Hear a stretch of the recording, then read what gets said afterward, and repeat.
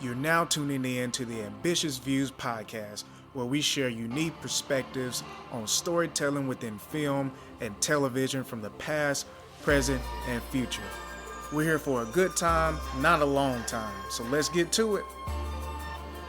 What's up, everybody? Welcome back to another episode of the Ambitious Views podcast. We are your host, Corgan, and my great homie from across the bridge.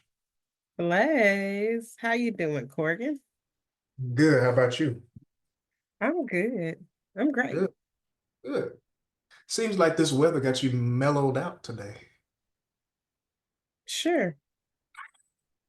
I mean, it was a good day. Like it was a busy day, but Mhm. I got a lot accomplished that I was happy to get accomplished. And yeah, it was a good day. It's been a good week. Okay. I'm in a Nice. good mood. I'm in a big mood. Okay. Cool beans. Well, glad to be back for another episode, y'all. We're jumping into the Mr. McMahon series, Netflix series, original that talks about Vincent Kennedy McMahon. And it was very interesting. Definitely ready to dive into it because I haven't been able to share as much of my thoughts with Blaze about it. But both of us are really big into wrestling. Technically, Blaze may be a little bit more bigger to me because she's more current than I am. And so, but it's really good. So, but we'll be jumping into that. But of course, before we jump into it, we got to get into our new game, which is What Is This? Where we name three persons, places, or things. Uh-huh. Thank you. Thank you. I feel like Person, we need to write these instructions down so that each episode you can stop changing it. In fact, let me go back to like the original text. That's what I really need to do. yeah, man. So Blaze said I'd just be messing up stuff, man. But Dude. I think I got it right. Person, place, or things. One of us names three of one of those area categories, and the Mm-hmm. other has to guess what movie or TV show it is connected with. All right. Mm-hmm. So today, in light of us talking about Vince McMahon, I thought it would be, pretty cool for me to go along with this one project and stuff like that or whatever. And so Blaze won't say I'm cheating or nothing like that. So I'm gonna name Mm-hmm. the actors. Okay.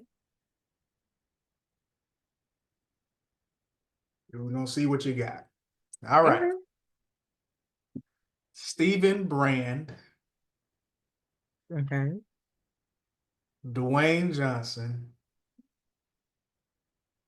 and Michael Clark Duncan.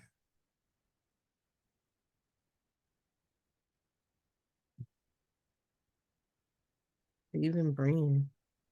I don't know who that Stephen is. Brand, Dwayne Johnson, and Michael Clark Duncan. Michael Clark Duncan. Was this like an old movie that he did? Like early 2000s? Is that your request of a hint? Sure. It's in the earlies.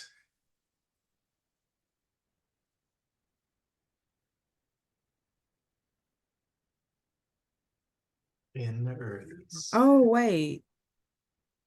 Michael Clark Duncan. That's the guy from 8 Mile, right? I mean, not 8 Mile, Green Mile. Mhm. If it's the early 2000s, I Mhm. feel like it's probably like, what's the name of that movie? I don't know why I'm thinking The Mummy. I know it was The Mummy. Okay. Okay. Oh, was it the Scorpion King? You got it. Hey, I was like, I can't think of anything else that they both have been in together. So I was Yep. like, something like that. I think I Stephen. get Yeah. Go ahead. Go ahead. I think I get the Mummy and Scorpion King confused because of like I guess the cinematography of it. And they kind of look alike in terms of like Yeah. the colors and stuff. But Yeah. yeah. And who was the Yeah. other guy? I don't remember him. Like who did he play? So if I'm not mistaken, he's the one who played the villain, the one that was good with the swords. Okay. Okay. I almost said Kelly Hugh, but I feel like that would have gave it away. The love interest. She played the sorceress. Okay. So, but all right, y'all. Blaze got one to my zip or whatever. So she's doing good before the year is out. But all right, man, we about to jump right on into it. Blaze, what is on your watch list? So I, of course, watch Mr. McMahon, which we'll talk about later. And then I watched Cruel Intentions, the TV show. If you're not familiar with the movie, it's a is it early 2000s, late 90s movie with Sarah Sarah Michelle Gellar, the woman from Buffy the Vampire Oh, Slayer, and Ryan Phillippe. mm-hmm. Um So it's a remake of that, but it's a TV show version. And it's on Amazon Prime. And I was a little skeptical about it. I won't lie, because the trailer was not One hitting. trailer. It was not. But like that's one of my favorite movies. So I was like, I'll check it out. And Okay. Corgan, it was Yeah. actually really good. I was very invested. Okay. They instead of it being in a high school setting, it was or like a religious school setting because like the movie was, it was in a college and they did it based off of like Greeks and fraternities and stuff. And so I was like, okay, this is a nice way to bring that storyline to Yeah. today. Mm-hmm. Um, and I feel like they also did what like Max tried to do with rebooting Gossip Girl. Yeah. They did better at that. Like Mm-hmm. Max tried to make Gospel Girl kind of like Euphoria, but also like with this Gen Z morality type of thing. And this one, like it just felt like more realistic. Like just Mm-hmm. people being people, but it Yeah. still had like Gen Z overtones without being corny and Mm. without it feeling like it was limited. Oh, okay. Okay. Yeah. Yeah. I've never seen any of Cruel Intentions, so I'm definitely have to It's add a that. wild story. Oh, okay. It's a wild story. It's like it's about this stepbrother and sister. They like to basically manipulate people, Oh, and the sister wants something, and so she asks the brother to do something for her. And basically, she wants him to convince Reese Witherspoon's character to do something, and they end up falling in love. And yeah, oh, it's a wild storyline because they're stepbrothers and sisters, but like they have this sexual tension between each other. my. Okay. Right. I'm like, I know y'all not blood related, but still weird. And then I've also watched Cross, which is also on Amazon Prime. And that is the TV adaptation of the Alex Cross books. And it stars Alex. Is that his name? Or did I just get him in a name? Let me see. I know what you're talking about. I haven't watched it yet. Oops. Aldous Hodge. Yes, him. I knew it started with an A, and Alice was just the first thing that popped in my head. But Aldous Hodge is Cross. And it's like a crime detective thriller show, but it's Mhm. also it's really good. Mhm. Cross is a homicide detective in Washington, D.C. He's dealing with like the loss and grief of his wife. Mhm. And then there's this serial killer that's terrorizing the DC area. And so this season is about them trying to figure out who the killer is and how to get him, and then also Cross trying to get over his grief with his wife. And then there's this other subplot where one of his what do you call it? Somebody that he got put in jail for their bad crimes. Um, like one of their friends or family members seeks revenge out against him. And so you have those three plot lines kind of going together Mhm. throughout the season. But it's really good. Um, Mhm. I think it's already been renewed for a second season. So that's Dang. awesome. It's a majority black led cast. Mhm. If you haven't watched it, I would check it out. It's a pretty good quick watch too. It's like 8 episodes. Okay, cool. Yeah, like a lot, I know a lot of people have been talking about it on social media and everything, and I mean, he's been a solid actor himself, for a while. To be honest, Mhm. I think he plays someone else in the DC universe, but I could have definitely seen him playing the Green Lantern. Oh, he actually played John Stewart. He voiced him in Crisis of Infinite Earths. So Mhm. uh, interesting. But oh, he played Hawkman. That's what it was. He played Hawkman and Black Adam. So Oh but yeah, he did. Okay. so I definitely could have saw him as Green Lantern. But anyway, it's neither here nor there. Mhm. So but that's what's up. I think I added that to my list and stuff like that. So I'm definitely have to check that out. Yeah, I think you'll like it a lot. And then the last thing that I watched was Wicked. I went to the movies on Sunday to see that, and it was great. Mhm. Cynthia and Ariana Grande were fantastic. Mhm. I can't remember his middle name because I know he goes by his full name, but Jonathan Bailey from Bridgerton, he was amazing and he could dance his butt off. Like I don't know if he's a trained dancer or not, but Yeah. when I say he was dancing his butt off, he was dancing his butt off. Wow. But it was really, really good. The music obviously was amazing because it's just adapted from Okay. the play or the musical. I Okay. haven't seen the musical, and I've heard that like they made some changes or added some things to the movie, which makes sense because I mean, for a movie, sometimes you have to add context that maybe a stage play does not have. But it was really good, and I hate that we have to wait a whole year to see part two. Um, but yeah, it was cool, and it was also cool to think about um how it relates to the Wizard of Oz, like Mhm. because Wicked is essentially part one is essentially a prequel to the Wizard of Oz, and then Yeah. part two is kind of going to take place in the same timeline as the Wizard of Oz. Wow. That's interesting. Yeah.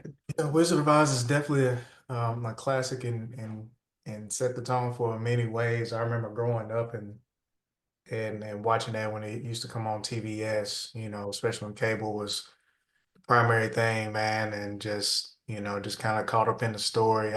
I think, stories like this and the worlds like this, it just shows that like when you tell the story right and you're able to hit those functional areas, I think when it comes to connecting viewers to your story, like, that's how you make classics. Yeah. And stuff. I feel like sometimes and it kind of stands out with, something I'm gonna mention about my watch list.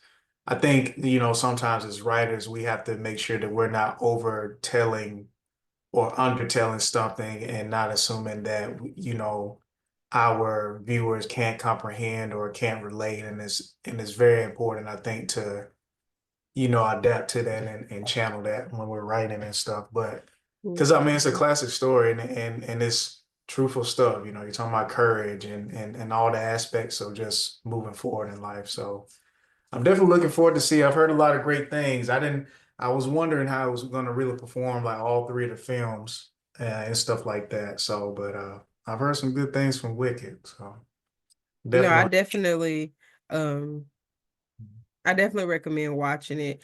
I mean, everybody did amazing, but for me personally, I was very captivated by Ariana Grande's performance. Like, I mean, she came from Nickelodeon, so I know she's funny, but like she was so funny and she was just great. She was really great.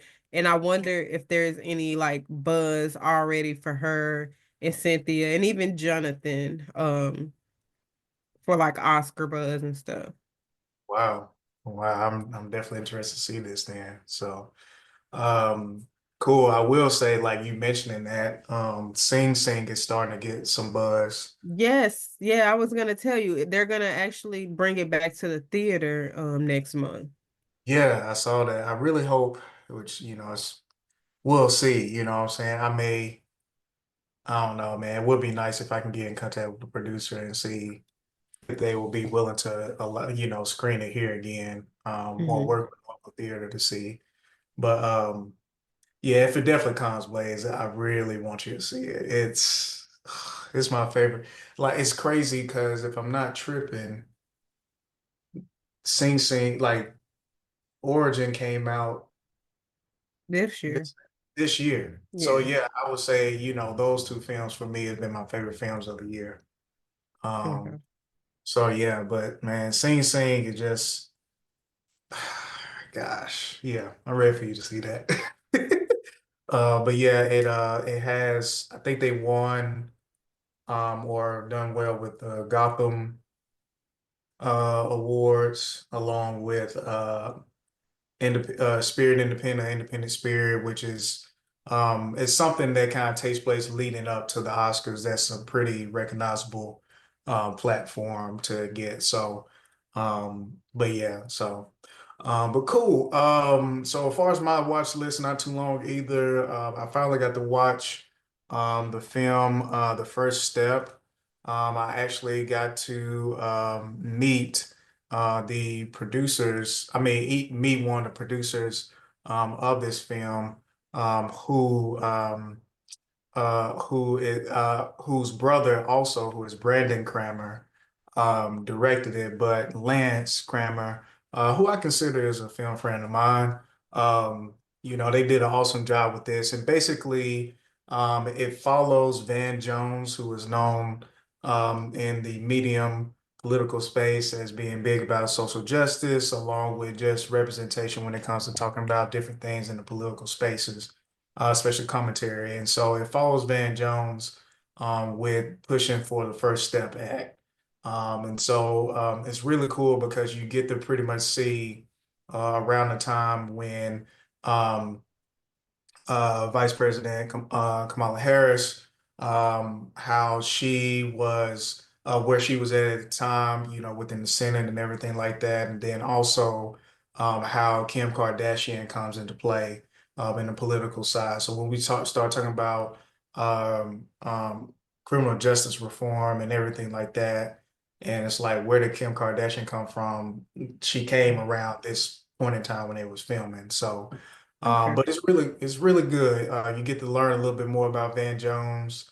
I feel like they found a very unique way to give a little bit insight to his story, along to, just other things as well. And so, highly recommend. It's not on it's on Prime, but it's you have to rent it and everything. But out of things that I would recommend people to rent to check out, I highly recommend this. It's a really great project. Um, Along with that, Wait, from is it a movie or is it like a mini series? yeah, it's a feature film. Okay. Yeah, it's a feature film. So one and done. We finished from the series that's on MGM Plus, and that was pretty darn good. And so ready for the fourth season. I know a lot of people was, kind of feeling whatever type of way or whatever like that, but just ready for the next season, which they won't come out, I think, until 2026. Oh Uh, wow. yeah, so we got a while. So, But you Which know, the crazy thing about that show is ever since you told me about it, you see it all every. I see it everywhere and I hear my brother has watched it. My cousins have watched it. Yeah, Everybody is talking about that show. I'm yeah. like, dang, I didn't know all these people had MGM Plus. Look, MG, like I promise you, MGM has gained subscriptions through that show. Like nobody can tell me otherwise. But didn't you No, say they have a free trial? they have a free trial, but it's only for the first freaking season. Oh, wow. So Wait a basically, minute. Let me see if they got a student discount. so yeah, it's only for the first season because we was going through, we like, okay, because we didn't see nothing else really on MGM that we'll watch besides the Hollywood Black series. And I was like, well, I've been wanting to watch that. So I was like, okay, well, we'll probably just knock that out and not and do that. And there's not too many other things left. And so even though I do want to see Godfather of Harlem sooner or later. And so shoot, man. Got ready to go to season two. It was ended so, and And bloop, they was like, all right, you got to pay. and you got to pay right now and stuff. And so Right. Now, how much is it? I think it's like 8, so it's not that bad. And I honestly, mean, if it's only 3 seasons, I only got to pay for it once. yeah, it's a quick watch. Um, like I said, I still want to watch Godfather of Harlem, and that's probably a little bit longer. I think that's 4 or 5 seasons. So pause. So there's a 7-day free trial, and you telling me, so say y'all finish watching season one in one day. They still made y'all turn around and have to pay for the full thing? Yes, Blaze. Now that's petty. That is petty. That's how you know they need that money. Right. No, that's how you know, like I said, a lot of people ain't on MGM Plus. Ain't gonna lie, like I used to see it free trial, free. I mean, watch it on Prime, but I just never did because on top of that, I'm not quick to be jumping on those scary stuff, and Right. I hadn't heard nobody else talk about it, so I'm like, I'm good. And so then people just kept on talking about it on Facebook or wherever like that. I'm like, dang.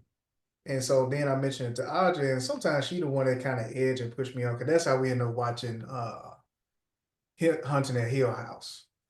And Okay. so it was she knew that I wanted to stay in because it was leading up to my birthday on a Sunday, and I just she know I like to relax and just sit in, and we literally just cuddled up, turned that thing on, and we went through a season and a half or so that whole weekend. Like we was in it, so it's a really good show, but it's not scary or nothing like that or whatever. It has a couple of thrills in Hmm. it, but it's not like intentionally trying to make you scared at all. It's just it fits what's going on in the show. So My cousin said it was like Wayward Pines, okay, I haven't. which I liked.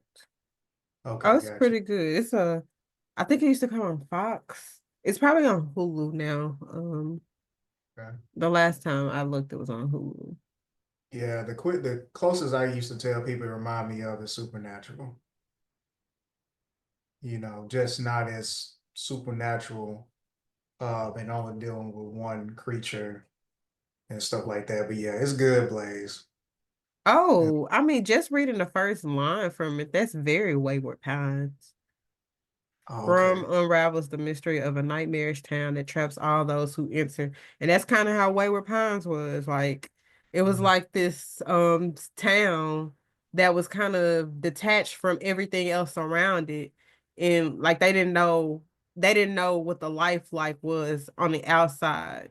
Um and if they tried to go on the outside, it was something out there. Yeah. So it's definitely a lot like this. The only difference is at night. Like you have to be Okay. at night. And say if you trying to drive this way to get out of town, you're gonna come back around this way. So you can't leave. Yeah, So this does give me Wayward Pines vibes. okay, cool. So yeah, but highly recommend that. If you So have if it's y'all 30 episodes. oh goodness. Oh yeah, and the whole show, yeah. It's 10 episodes per season. And it's experience watching it with intro song, and stuff like that. It's almost like a 30-minute feeling each time. So a Oh, little the episodes are only like 30 minutes. feeling wise, because I think it's actually like 40 something, but when you consider like the intro and everything like that, and even the credits, to me, it feels more like 30 to 40 minutes.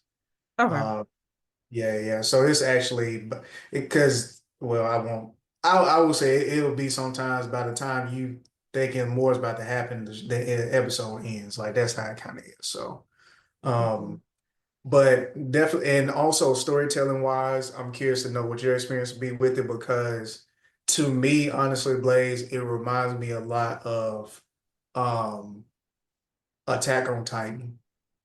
Okay. Like it just keeps on unraveling. It's like what, and every time it unravels, it's just like what, So, but yeah, my prediction though is that it will end in 5 to 6 seasons. Okay. If you want to make it a perfect show, it will end in 5 to 6 seasons. So, Okay. but yeah, and then one other thing, because we don't talk about other mediums too much, but I did want to say that I actually since I started back my subscription with Spotify, I finally saw that they had the audiobook to Will Smith's book, Will. And so I've been listening to the audiobook of that, and um, it's definitely been an enjoyable experience and stuff like that or whatever. And I think it's 18 chapters, and I think I'm on chapter 11 or 12. Mm-hmm. And I just finished up the part when he was talking about, Trey being born, and stuff like that, his first son, and stuff, who ironically we were born on the same day, same year. So Oh, really? So that's your twin, unofficial twin. yeah, I be telling people, like Will is my other pops. You know what I'm saying? Like, Ah, you know what? Me and my brothers, we always would be like, we have our parents, and then we have a celebrity parent. And yeah. Will Smith was my celebrity parent. Man, what's up, sister? Look at What's us. up, brother? See, we was always supposed to know each other. Right. So But yeah, I see you being a reader. I get it. Okay. I'm trying, man. Hey, when I saw that, because I've just accepted the fact, like me physically reading a book, it just don't do it. If it's a non-fiction book, I probably can blaze through it. But the only reason why I That's didn't end fine. up getting it, um, was physically because I've heard so many people talk about the effort and stuff that he put in for the audio book and stuff. But I might, after I finish it, actually buy the actual book one day just to have it in the house, and stuff Mhm. like that or whatever. But it's really good. I've enjoyed it. I'm finally glad that I'm into it, and I'm enjoying it, man. I'm hoping to do more audiobooks, and stuff like that, and hopefully get into some fiction as well. Like who knows, maybe even try to do Harry Potter too. So uh, I actually just started reading more audiobooks mhm, this year. mhm, And I've actually enjoyed them because like usually I didn't really like audiobooks. mhm. If I did read an audiobook, I would still have to have the physical copy or like at least a digital copy and listen while I'm looking at the pages. But like I've read a couple of books, like the book I actually just finished Sunday, Blood at the Root. It's like a Black Harry Potter essentially. Like Hogwarts is basically an HBCU. It was really good. Oh, But I didn't have the words, the physical copy. I just listened to the audio, and it was really good. It was like it's kind of like watching a movie essentially yeah, without actually watching it. So listening to the movie. that's what's up. Yeah, and at first I used to be kind of, to be honest, a little insecure about it, but Hmm. then. But then I was like, well, when I was growing up in elementary school, they would literally play the tape. Yeah. And while we followed through, I was like, I'm not gonna feel bad about this. So yeah, so I think there's gonna be my new thing outside of podcasts is finally jump into audiobooks. Jada's book is on there too for free. Hmm. included in the subscription. So either I might jump on hers or Whoopi Goldberg's, unless I see a fiction book that I might want to try and see how the experience is for me. Hmm. So but yeah, and other than that, like you said, which we're about to jump into, I finally finished Mr. McMahon, and stuff like that. So yeah, it's like, Let's where's my jump into it. so y'all, Mr. McMahon again, it tells a story of Vincent Kennedy McMahon, and his legacy within the wrestling world. And you know, I really didn't know what to expect with this. And to be honest, since I had been out of wrestling and I would only catch a couple clips here and there on YouTube, I really forgot about all the other things that was coming out about him being potentially associated with and being in and out of WWE and all this stuff like that or whatever. I would just tune in and be like, oh, Triple H is there a lot. Or, oh, I see Stephanie or whatever like that. And so I found it very interesting how they approach this. Um, and so overall, I would say that initially I found it very interesting how they were able to tell the dynamic of he and his dad's story early on. I definitely wasn't expecting that. And then also I loved how they were able to educate us on how the wrestling world was early on at that time. Because, you know, especially for people like myself, I never could really wrap my head around, you know, how was wrestling back in the day, and also realizing that there were actually different businesses of wrestling all the way around. And, you know, before I watched this, I ironically watched Iron Claw, and that kind of gave me an idea, but it was really cool to see how at some points, you know, the company was at the Barn Coliseum here in Little Rock at one point, Hmm. and everything. So that was just really dope. But I was really tripped out by the fact that he literally did. Did they say that he did not have a relationship with his dad, or he didn't know his dad till he was like around 12 or 13? Do you He remember didn't that? have a relationship with him. Yeah, yeah. And um, so how was that experience like, especially like wrestling wise, like knowing that you're into wrestling and everything like that, Blaze? How was the experience just learning more about how the business was early on then, and especially how they got televised? You know, it was a fun experience or interesting experience because I've watched what's it called? Dark Side of the Ring before. And so like I knew about some of the stories that they ended up diving into, but I Mhm. didn't hear those stories from like his perspective. But I've always kind of had my opinions about him as like a person and a character and stuff. And so it was interesting to like learn about his childhood because whether a person is good, bad, in the gray or whatever, usually something in their life, kind of guides you to the person that you become. And so I thought that was interesting to learn about like his relationship with his dad. And it made me see like the relationship that he has with his kids so like differently, especially his son. I was like, okay, things are starting to make more sense now from watching the documentary. And Yeah. then even the people that they had to also talk about him, it was like Mhm. so many different generations of people. And so it's amazing how all these people from different generations, they experienced him in such different ways, if that makes Yeah. sense. Yeah. Uh-huh.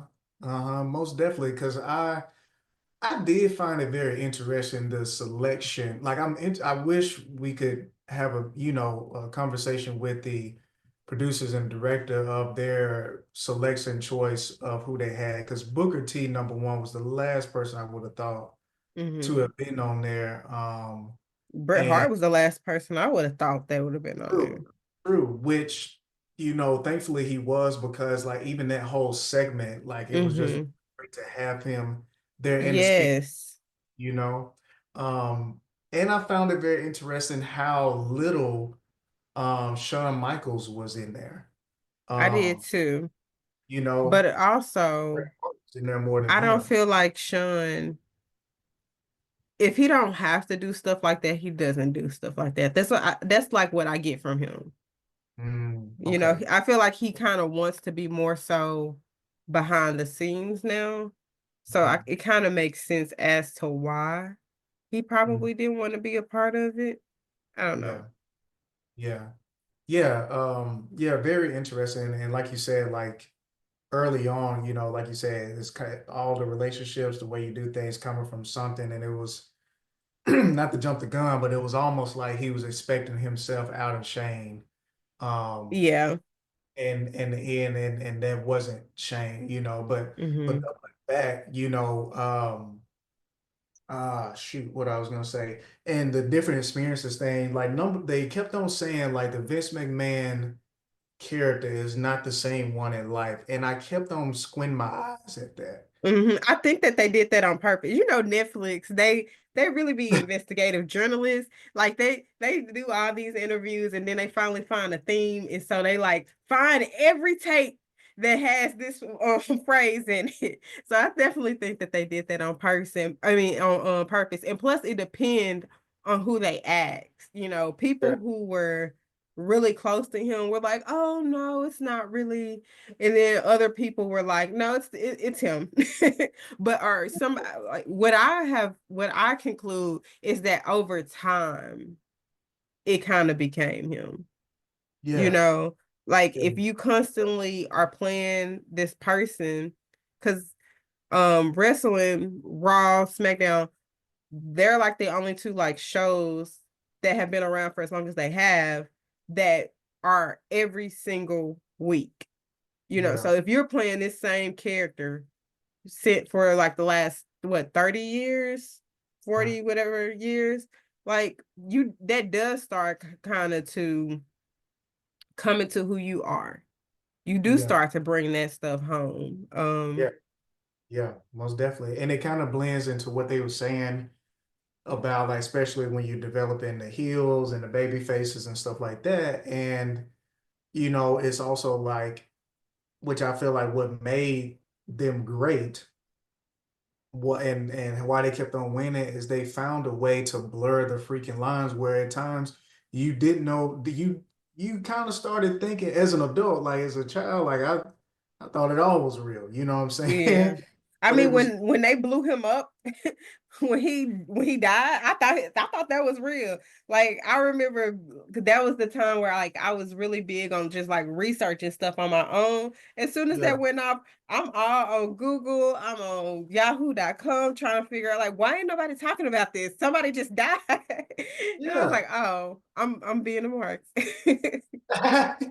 Yeah, I mean, I don't know if anybody like what one thing that actually got me to like step back from wrestling for a little bit, as a kid, because it shook me so much was when I think it was Shane versus Kane, and they were outside. I can't remember. I don't know if it's called a no holds bar match or what, but it was basically like just all over and outside the ring, and they was fighting outside in the back and one of them set fire to a trash can outside. Oh. And I think originally, if it wasn't Kane, if Kane didn't fall in it, Shane did, but it may have been Kane, and it probably made sense in that way. But basically, one of them fell into the trash can of fire, and I was like, This is crazy. "This is Y'all went crazy." too far. Like what? You know what I'm saying? And so like I'm surprised they didn't bring, that up. And now that I think about it, I'm surprised that they didn't have Kane on there. Well, his real name. But um but yeah, like I found it very interesting how they kept on talking about, he's not the same and his children, was like, he's not the same. And I'm like, how is he not? Hmm. How is it not the same when a lot of things that is recorded that he says or people say that he says and how he goes about things, how is that not the same? Hmm. And more so in the same of just how cutthroat he can be about just the business, period. And of Hmm. course, we know back in the day people were more cutthroat because there were a lot of regulations and Hmm. other way of thinking and stuff like that. All those things wasn't in place then as it is today, you know. And but I did want to get your thoughts on early on, which made me think about Bret Hart is I can't remember the wrestler's name, but it was a woman wrestler, and you know she had held the belt for an extremely long time apparently. Or she held it longer than anybody else. And so they wanted to work a way into where she loses it so more, you know, other wrestlers can get a chance. Mm-hmm. Uh, what were your, how did you really feel about how he did that? I mean, I think it's unnecessary. And the reason why I say it's unnecessary is because I think back to like when I was younger, my favorite one of my favorite wrestlers was Trish Stratus. Well, when Yeah. she retired a champion. So I think it's unnecessary because if they don't want to drop the belt, then just let them retire or whatever, leave the company and vacate the title. Don't create this whole situation where you screw them out of an opportunity and you basically let somebody else win. I mean, it's all um scripted, so to speak, as to who's gonna win and stuff.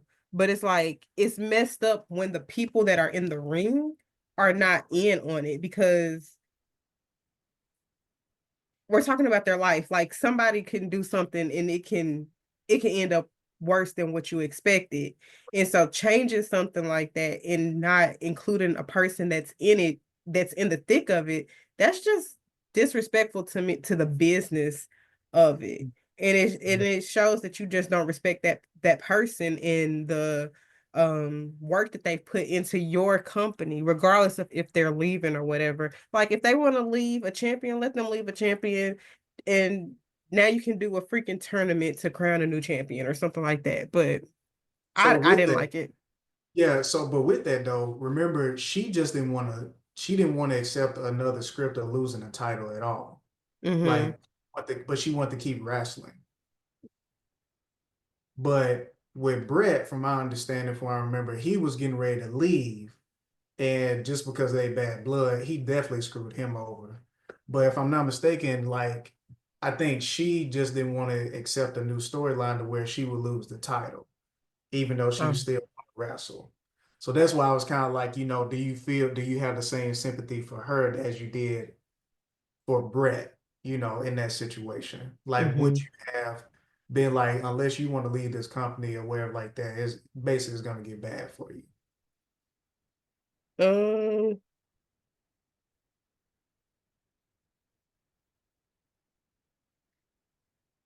I if I remember correctly, because wasn't it something about like she didn't want to sign her contract, or maybe she wanted more money, thought she had deserved some more money or something like that. Yeah, it may have been something else along with it, but I know she wasn't trying to go anywhere. Like she wasn't trying to leave like Brett was. Mm-hmm. And like you said, it made more sense to where it's just like, I mean, you just want things to be a certain way, but why not leave? But, you know, business wise, I do kind of understand to a certain degree if you know that he's getting ready to go to another company that he took your belt and that Mm-hmm. popularity to the other company or wherever like that, you know. So basically he was just basically being salty about it. But with her, I think I mean I feel like it was something else going on to where she also felt some type of way, but I think she was the way the documentary set it up, I think she was refusing to want to take like take a L to lose the belt. Oh, okay. Mhm. Which we can circle back on that and talk about it again. But I think that's what it was. But I found that very interesting. As soon as I saw that, I immediately thought about Brett, and then boom, that's basically what he ended up doing again Mm-hmm. and stuff. And so, um, so along with that, like how, like outside of like the character, balance and figuring out who's who and stuff like that, you know, how how was your experience like when you was like literally seeing how he maneuvered to basically take over the wrestling world in the sense of how he did That that? was insane. Like I always knew about like the territories and stuff, but I didn't Yeah. know that much about it. And so I enjoyed that experience of watching or learning more about how things kind of worked in Mm-hmm. wrestling. And I mean, it made sense. Like you may be thinking like, why you set tripping? But at the same time, there are no rules, so why not? Right. You Right. know? And I don't know. I think that everything has a point in time where there's a shift, there's a change. Mm-hmm. And that was just the time that it needed to change. And it was a way to bring more eyes to what they were doing and for people to actually make money from it. You know, you think back to when they were doing the territories, some people had to work like multiple jobs or they were doing so many shows putting their life or yeah, their life at risk and you know, a lot of wear and tear on their body. So yeah, it hurt that system and it created a monopoly by him, but was it really a bad thing for the Not for the right. business? Yeah. Not, Exactly. yeah. They They was. started to get paid more, you know, Yeah. Yeah. Most more definitely. exposure. Yeah. Most more exposure, consistency, more things guaranteed. Of course, they can't even get insurance like that. So like just more professionalism probably, because I can only imagine how wrestling used to be back then without regulations and still in some spaces around here now. And Mhm. so yeah, most definitely. I just, that was kind of amazing to me to see how he just kind of maneuvered his way, like with cutting a deal with his dad to find a way to, be able to do that, was pretty dang cool. And who he brought on board through that time, because the whole thing between, how he built up Andre the Giant and Hulk Hogan, that was wild. Uh, Mhm. because, and talking about how, yeah, we had this many seats of where like that, and like, yeah, like this is how. That was so funny because Hulk Hogan gave like he added like an extra thousand, an extra hundred or something. I'm like, come on now, y'all. Yeah, Why like we that was, lying?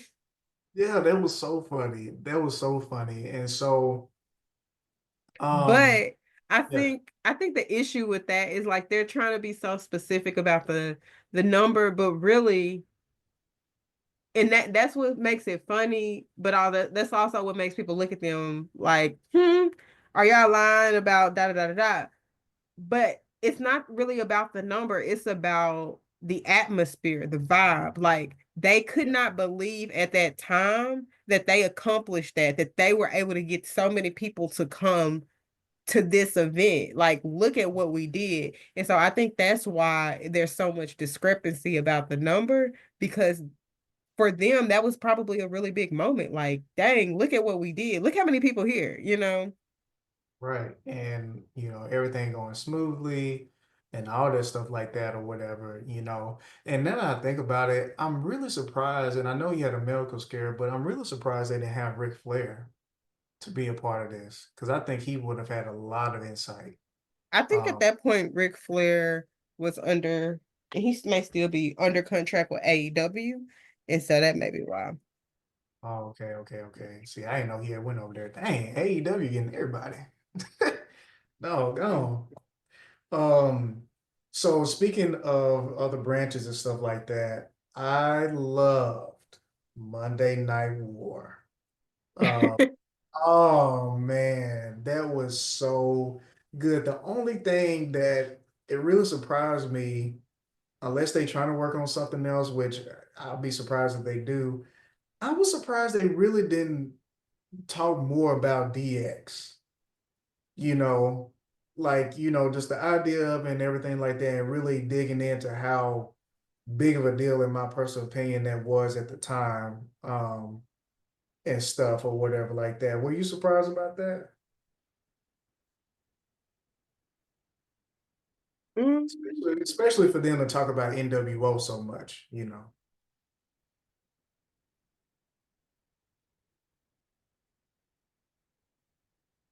know, it didn't really cross my mind. So I guess I'm not surprised, especially with Triple H kind of being now the person over WWE, perhaps they're because like DX when they were at their height, it was during they were very raunchy. And so he may not want too much of that Yeah. out. And so I think they were very selective about how much stuff they did include with Mhm. with DX. That maybe that's it. I don't know. Maybe. Because it was so many, like from China, the X-Pac, so because they ain't even mentioned China now that I think about it. No. I feel like they could have done, I know it's about him, but even when they talk about women's wrestling, I feel like there was so many others, like between China, I believe her name was Jackie, Stacy Keibler, Jackie and um, so many other people, you know what I'm saying? Because I guess like at some points, I don't know if it was just me, but I kind of battled at times. It's just like, I know this is about Mr. McMahon, but y'all are giving me nostalgia that I didn't think I mm-hmm. need. It's like, I need y'all to go a little bit more. Um, because even them honing in on, Chris Benoit, which I understand the purpose of it, or whatever like that, I feel like it was a little bit, and on top of that, not Bret Owen Hart's Hart. Owen Hart. I expected them to mention more about Eddie Guerrero to me. Yeah, now that I was surprised that they didn't talk about Eddie, but I guess they didn't talk about him because his death wasn't as controversial, but at the Yeah, same time it kind of is because I go back to that wear and tear on their body, them being on the road so much. Like a lot of wrestlers today say that under Triple H things are very different. Like they can take more time off. They don't have to put their bodies on the line as much as they did with Vince. With Vince, it was like every other week you need to be here. You need to be here. I don't care that you're injured. You need to be here. yeah. And so I think they should have included Eddie because that adds into that. He was too Mm. young to have died that young.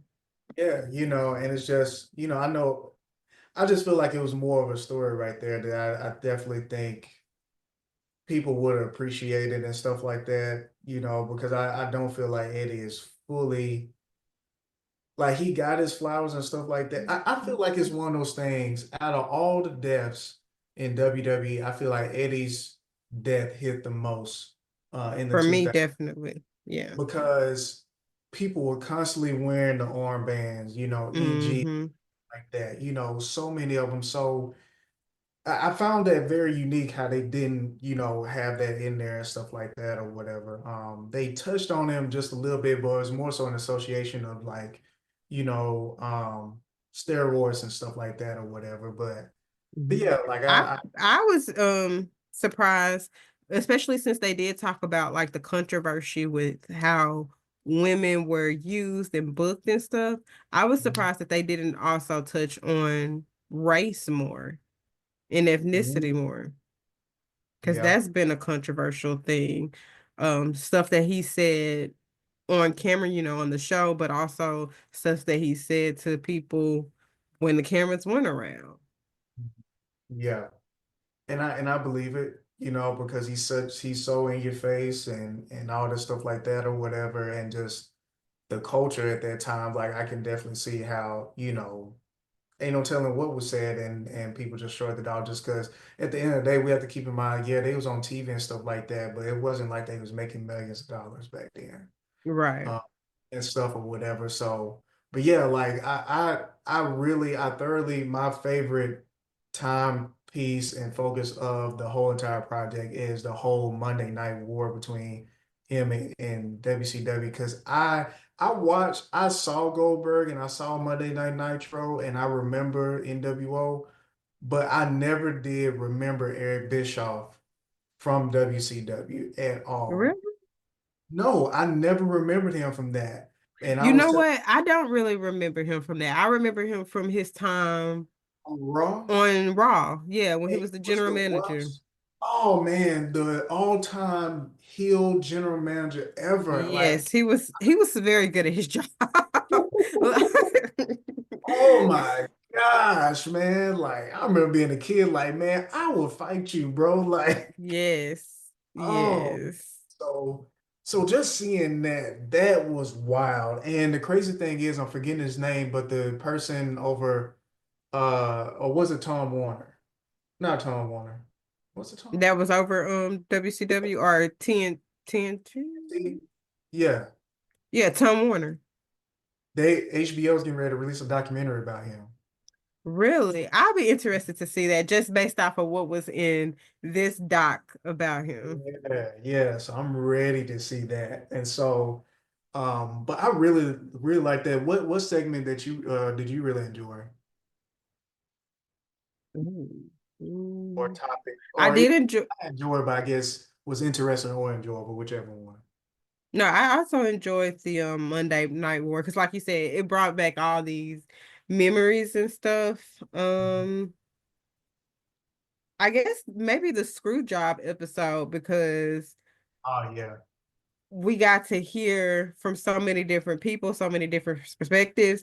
And for me, it was, I think this is more like an overall thing that I didn't realize how integral that Triple H was from the beginning. And it was like I'm watching it and I'm like, why is he in the room? Why is he involved in these conversations? Like, what did he say or do to be able to be in the room where it happened so early on in his career? Because let's like at least for me in my understanding of Triple H's career, he really wasn't popping until DX maybe, or maybe Yes. like a little bit before DX. But Yeah. I'm like, how are you in the room? Like the fact that he was involved with the screw job stuff, I was like, how? What influence did he have or pull that he had that got him to be in the room? Like I just was very fascinated to see that he was always there. He was It always there. yeah, it may have been because I kind of remember like he and Shawn Michaels had a relationship around that time. Mm-hmm.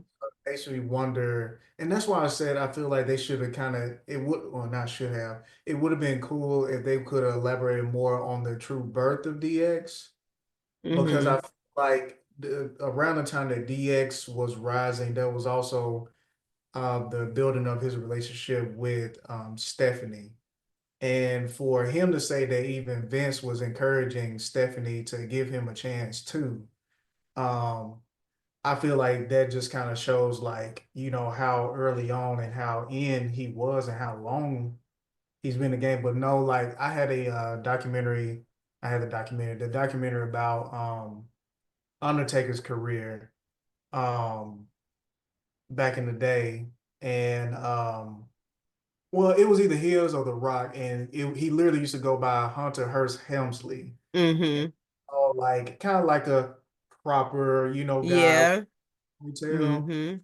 And so like yeah, like you said, like that wasn't something. It was kind of almost like, another version of Rocky Maivia. Nobody's really feeling the character, as much. Mm-hmm. Or, John Cena's early character. It wasn't until he was reinvented. But that is a good point though, Blaze. Yeah, I was very fascinated about that. I'm like, what did he say? What was he doing to have Mhm. been so involved early on before he really was a big deal? Because usually people that was in his situation, they would have got released. So it's like, how did you who was vouching for you or just like I said, what were you doing that Yeah. made Vince be like, I want to keep this guy around. I want to get him more involved in the business. I trust his word or I can tell him things like what was the thing? Yeah.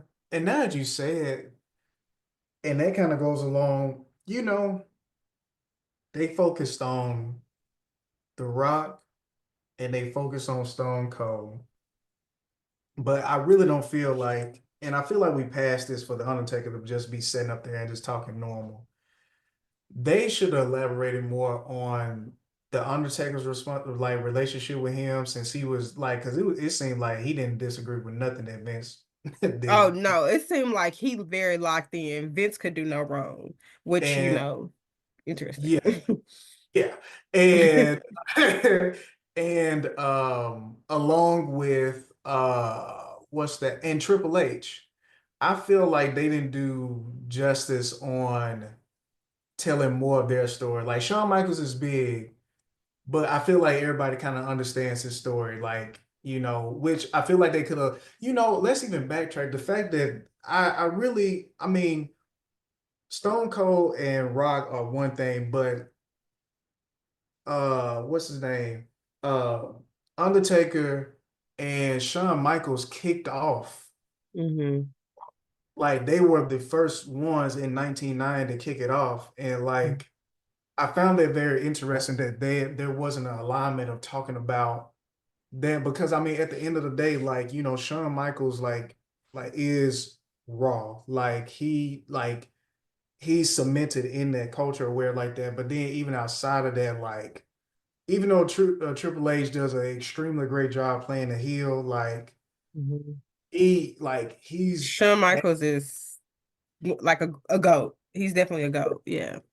he's a GOAT, and it's like, you didn't he that's why I feel like between Triple H, Shawn Michaels, and Undertaker, I feel like it would have been nice to get more background on their relationship with Vince if we're talking Hmm. about the relationship with them because they didn't really talk about the relationship between Stone Cold and The Rock. They just talk about how big of an impact it was to wrestling, to Right. the WWE. But I'm like, bro, you talking about Shawn Michaels, Undertaker, and Triple H, Hmm. and technically Undertaker was the last one to retire that kicked off Raw. Hmm. You know, so I found that very, very interesting the way they went about things, but maybe it was one of those things cutting room wise, they didn't have enough time. Um, Yeah. which I can understand because I do feel like the way it started good and ended good. I didn't feel bored, you know. Yeah. Yeah. Another thing too that interests me or shocked me was like the Owen Hart stuff and Hmm. Vince saying on camera, "Oh, nobody saw him die." There are thousands of people that were at that arena that can vouch that they saw that man die. And so I was like, for you to lie like that is insane. Yeah, because I was like, I know lights and everything like that, but how did nobody see that and they were there? The Like, lights were not off. They saw that man fall and they saw his blood and everything. Like several people since that has been released, I were like, I still remember that day like it was yesterday. Mhm. How dare you lie about that? Yeah. And then like the whole Brit thinking that like they did it on purpose and stuff. I don't think they did it on purpose. I think that they just, kind of like what happened with the company that did the harness. It was just Mhm. bad material. Yeah. Yeah. Very unfortunate, man. They definitely should not have continued the show. Like I know people say like, oh, the show must go on, but when we're talking about life, the show does not have to go on. Yes.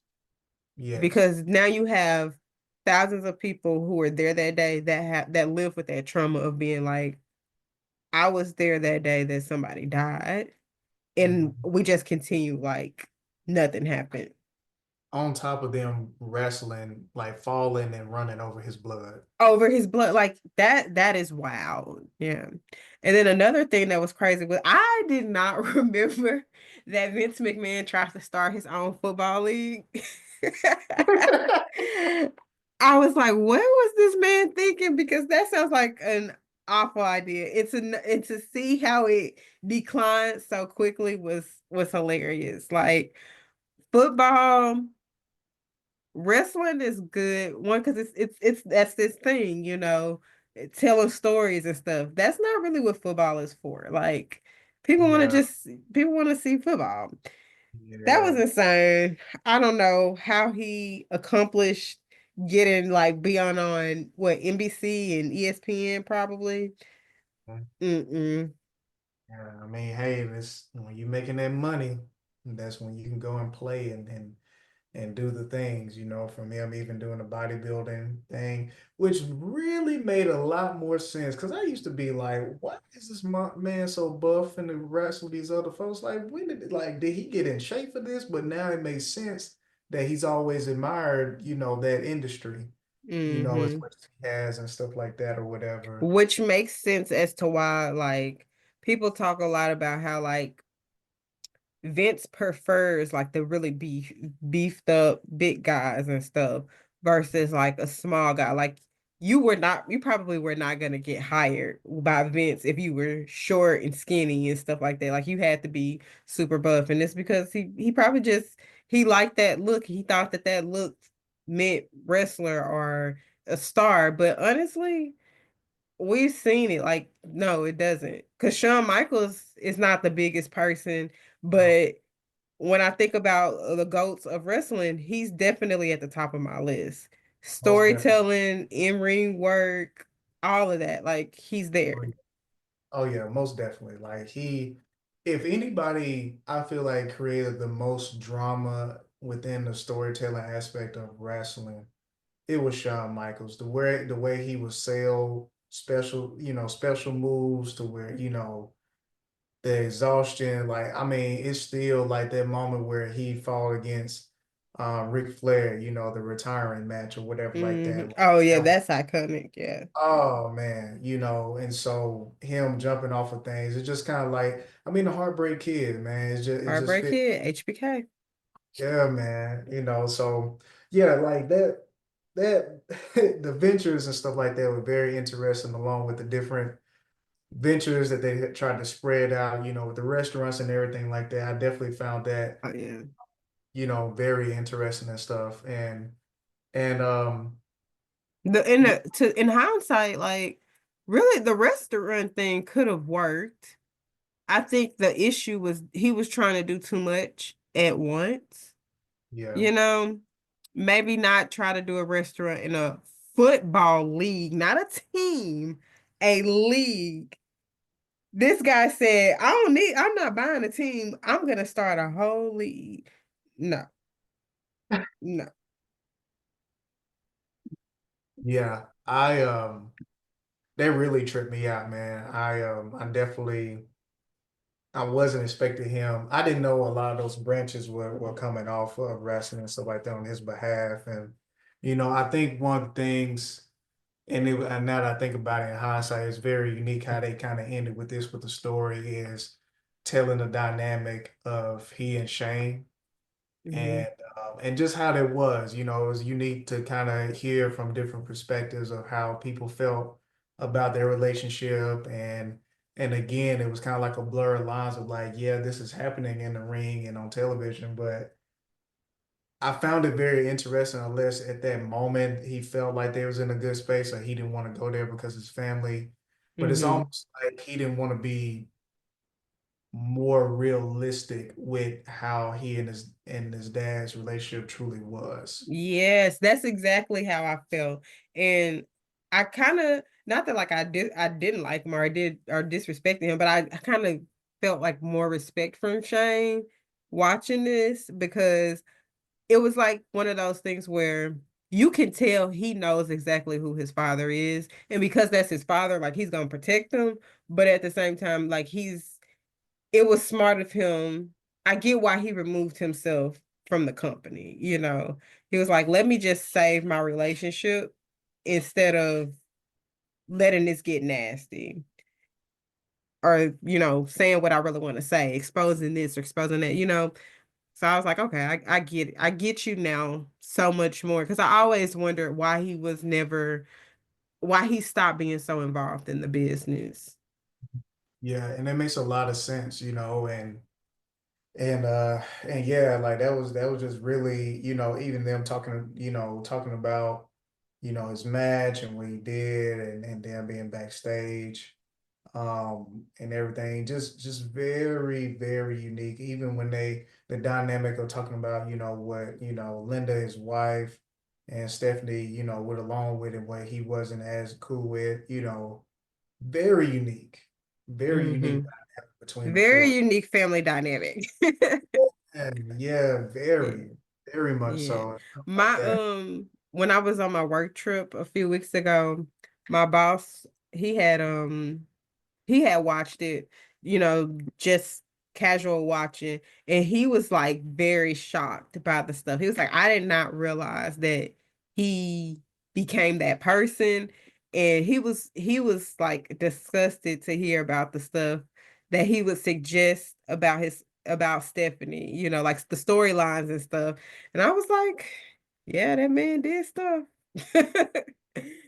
Yeah, very, very unique. And I find it like now, do I feel like just because of some of the story stuff he's been a part of, do I feel like he definitely separated like when we work and you're not my daughter, you're like one of the other like women or whatever like that or one of the wrestlers that hey, if I think it's gonna be cool, the only reason why I won't have it is just because you're my daughter and you just let it be known I'm not cool with that. But he was definitely willing to do a lot of things for But television. he was, because I remember in the doc, she didn't want to do something, or she didn't do something, and so he essentially retaliated. And this is a thing that he does, that they talked about throughout it, but he retaliated by like booking a match between them. And I'm like, Yeah, what? Why would you do something like that? Like, that is ridiculous. right And before the I did not like that. Like, you blurring the lines between what's person. going on in your life, and like that, to me, that goes too far. Or even like the stuff with Sable, like she sued him, I think, for sexual harassment, and then he brought her back just to use that in a storyline. Like, that's weird, dude. That's not something to joke about. Yeah. Yeah, man. He definitely, those were really definitely moments where it's just like, come on now. And speaking of that, as we finishing up, how did you feel about, one of the main execs that's been there from the beginning, the writer, when they asked him how he feel about what he's seen so far? I mean, I'm not surprised Bruce said that, because he is one of those people that think Vince is, this great man. And so he's probably not honest with himself about stuff. So I'm I don't understand though his reaction, because honestly, for the most part, the stuff that Vince was involved in to do an interview about, like, y'all kind of knew that they were going to talk about stuff like that. And then to think that they wouldn't touch on the allegations is kind of ridiculous, because he stopped all his interviews. So it's like, we kind of got to talk about it, and we should. And honestly, I wish they would have dived a little bit deeper. Like, okay, Yeah, you don't want to continue your interview? We'll find some people who gonna tell us about the real Mr. McMahon when it comes to these allegations. yeah. Yeah, like, I couldn't help but think as soon as he said that, I was like, so I guess he felt like this was kind of like a quiet on set situation. Hmm. Which I don't feel like it was I don't either. because the stuff, I mean, they literally asked them those questions, Thank uh, you. And and they they gave him a chance to give his point of view, or his side of the story. So it wasn't a gotcha, really. yeah, I didn't feel like it was a gotcha because it was moments where he did have to be honest about how he felt about his decisions. Hmm. And at some points he's like, yeah, I didn't feel bad about it. At some points he would be like, I don't remember. And Hmm. whatever. And I I feel like mean, go ahead. go ahead. No, you can go ahead. No, the only other thing I was gonna say, like, I do feel like I mean, yeah, there are moments throughout to where they're honest about some of his choices that were skeptical in the public eye that some people forgot about, or some of us too young to even know that was going on. And they did a good job of showing how much of, I mean, an elite, honestly, businessman that he was, to where how he built Yeah, up. I mean, I can't take that away from him. The you decision, cannot. He's a businessman. yeah, Yeah. yeah, the decision that he made and how he built that up is amazing to me. Like from like you said, the territories to the Monday night with the Monday Wars or whatever like that, like it's But I, wild. and to add to that, I think that says a lot about if things could have been differently, if things could have been different, he should have never became a character. He should have just did the Yeah. business aspect of things. And I think that would have saved his character, like him personal. Yeah. He wouldn't have probably become such of what he is today if he didn't become Mr. McMahon, the character, if he would have just stuck to the business, because he's amazing at that. Oh yeah. But adding himself into the entertainment aspect of it was kind of his downfall. And I think he even mentioned about that's what he enjoyed was the entertainment aspect of it Hmm. uh, and stuff. But yeah, I mean this series definitely had a lot to it. I really enjoyed it. Yeah. Like I told people, it's just like, man, if you liked, it's not all the way the same, but I mean, as far as like what I feel like people get out of it, but if you like The Last Dance and if Hmm. you wrestling, this is the wrestling's last dance. Hmm. It's just super good. Like, yeah, he stopped his interviews and stuff like that, but what they was able to produce and put together, it's like Yeah. it's really good. Yeah. Really good. Really good. Any other thoughts about Mr. McMahon in the WWE before we wrap up? Um, I mean, the stuff that they did kind of come at him about, I guess like that final episode where he did stop the interviews, I was surprised that they touched on it just a bit. I mean, it makes sense for a storytelling aspect when you're creating something, but since WWE has this new deal with Netflix, it's a surprise. I was a little surprised that maybe like, oh, they were gonna try to protect him. And I was like, okay, so they not with it. And it made even more sense as to why like he left the board and kind of left the business. And I wonder if that was kind of part of the agreement with between them, like, we want to do this, we'll give you all this money, but he can't be here, and we still putting out this documentary because we put a lot of money into this. Yeah, very interesting take. Yeah, I didn't think about it in that sense. Yeah, it's very interesting, man. I mean, it's just a lot of things that we realize, and I think and one thing I did appreciate is that they will always leave a tidbit on some of the stories. They say like, yeah, this happened, Hmm. and yeah, they came up with a settlement in such and such a Right, right, so right. very um stuff. And then the other thing that I would add is that today Netflix and WWE had like a press conference or something, and they talked about a little bit more about their future partnership together. And so we're gonna be seeing some other documentaries as it pertains to WWE. So I'm really curious to see like, are they gonna do more character or person things like Mr. McMahon? Are they gonna do events? Like, would they do a whole thing about, screw jobs, or have they been others? I'm very curious to see what type of documentaries that they do. Well, you know that's up their alley. Hmm. Netflix gonna put out anything. They're They gonna gonna put out anything. yeah, they gonna put that documentary They out. they may just give you your DX documentary. Maybe that's why they didn't include them that much because they saving it.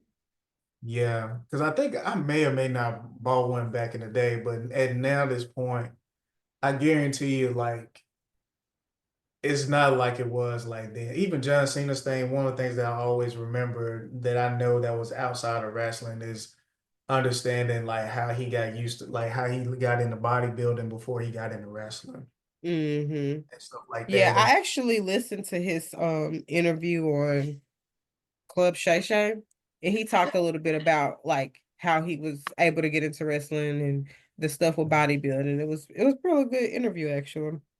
yeah, yeah, most definitely, most definitely. Well. This has been another good one, Blaze, and congrats again for being the first winner of What Is This and stuff like that. So I'm Well, interested to thank see what you you. got next. We're definitely going to be trying to get into Wicked, hopefully by next week, most hopefully as long as our schedules will allow it and everything like that. But other than that, y'all have a good rest of the day, noon or night. Peace. Peace.